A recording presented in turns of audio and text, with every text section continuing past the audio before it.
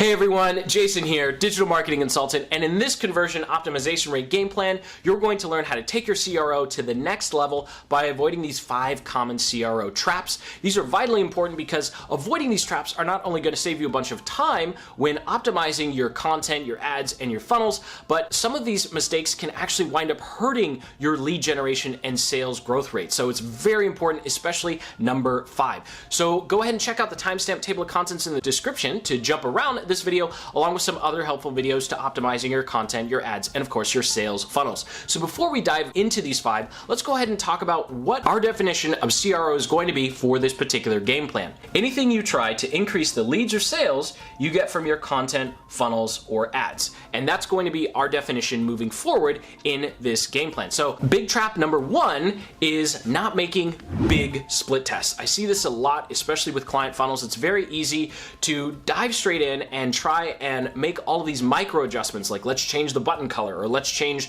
the layout, where when you're just getting started with your conversion optimization, you want to make big changes. So I want you to think of your ideal combination of ads and copy and messaging as the center of this long continuum, but you don't know where the center is. So you have to start somewhere, right? So instead of starting at point A and point A1 and making all these micro tests trying to get to the center, you want to start with point A and point Z. So make the testing you do really big. And then when you do your first test, you're going to find out, okay, this one doesn't work. And then you're going to try another big test. And then you're going to find the original one didn't work. And then you'll try another big test and another big test. And as you go through each one of these big tests, eventually you're going to find a great winning combination. And you're going to get to that great winning combination a lot faster than if you try to test landing page A1 and then A2, A3, A4. You're going to make all these little micro steps as opposed to making big giant leaps in the beginning.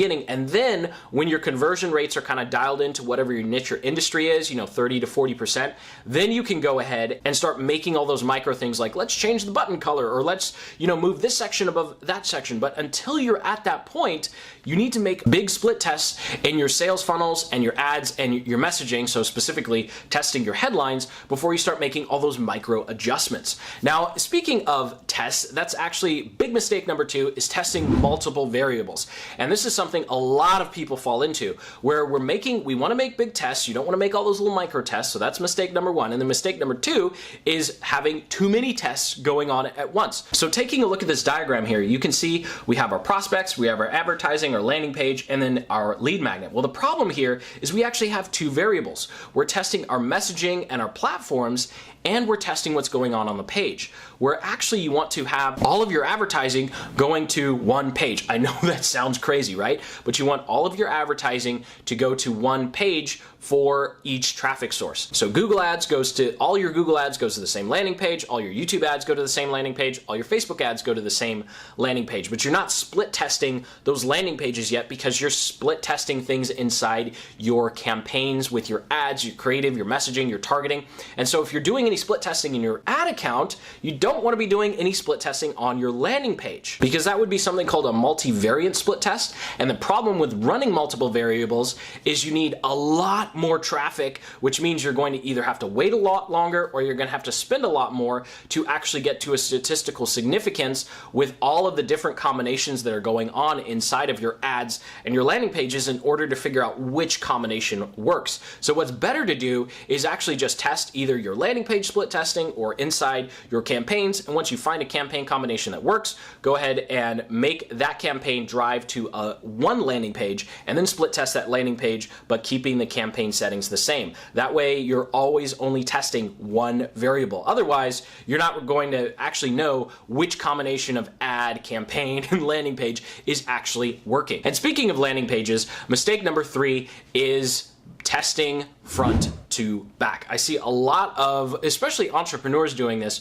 where they're diving into testing their emails, they're diving into testing their sales messages, but really you don't need to do a whole lot of testing on the back end until you've dialed in your front end. And there are a couple of reasons for this. Number one, it's just practical, especially if you're just getting started. You need to really dial in your messaging and your landing page message and offer, because whatever's going on the front end is going to dictate how things go on in the back end. And this is where the front end is where you learn all about your customer. Now, if you're already at that point, you have some ads and landing pages, or maybe you're just doing organic content to a landing page, is converting beautifully, then you can go ahead and start working on the back end. And what's great about testing on the back end is it's not as expensive. Now, I say as expensive. It's not free. No testing is free. You always have a cost, but it's not as expensive. You see, when you're testing the front end, you're spending money on traffic, right? You're driving traffic, and you really need to focus as much of your attention as possible because you want to maximize your return on ad spend.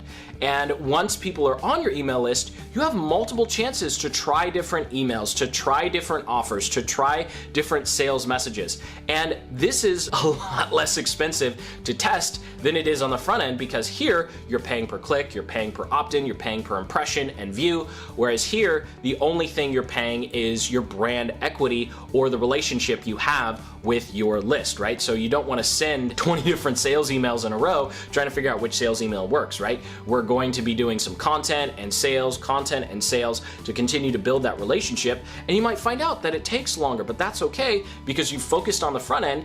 And once you know that this works, the back end part of your testing becomes really easy, and you'll have statistical significance because you have so many people coming in your front end at an effective rate. Mistake number 4 is not having your own tracking system.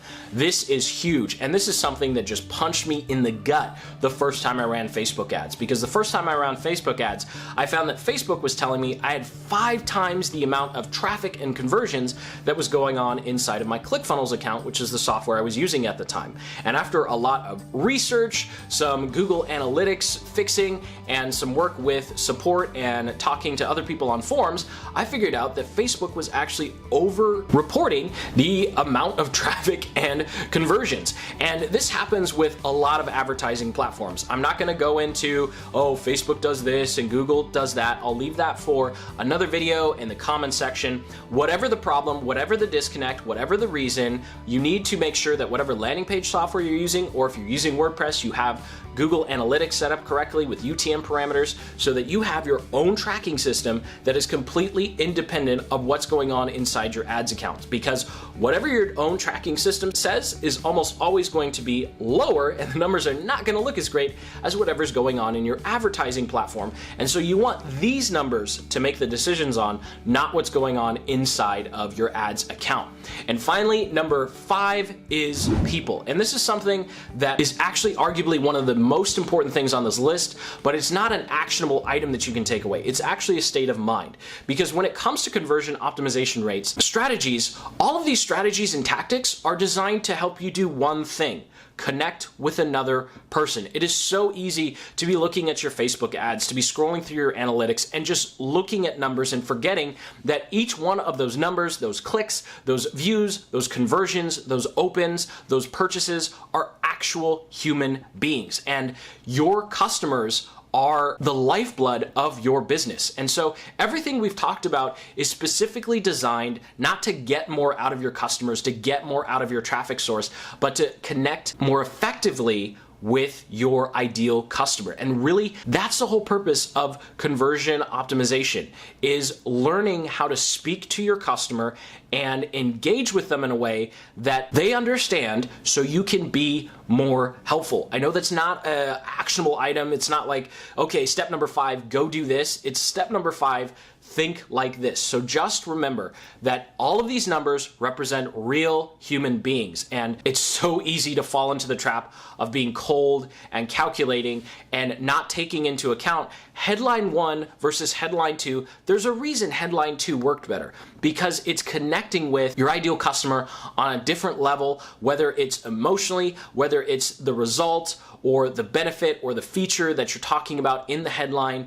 everything that works better than something else in your funnel is a representation of how an actual human being feels. So just remember that. This is really important and the most important frame of mind you need going into conversion rate optimization. So thank you so much for watching. I hope you got some value out of this video. If you did, go ahead and hit that like button and subscribe for more in-depth marketing tutorials and tactics just like the ones covered in this video. Comment below if you have any questions, and please remember that conversion optimization is all about human relationships and connections. It's not about cold calculating numbers. So hit that like button, subscribe, comment below if you have any questions, and as always, keep building the business you love.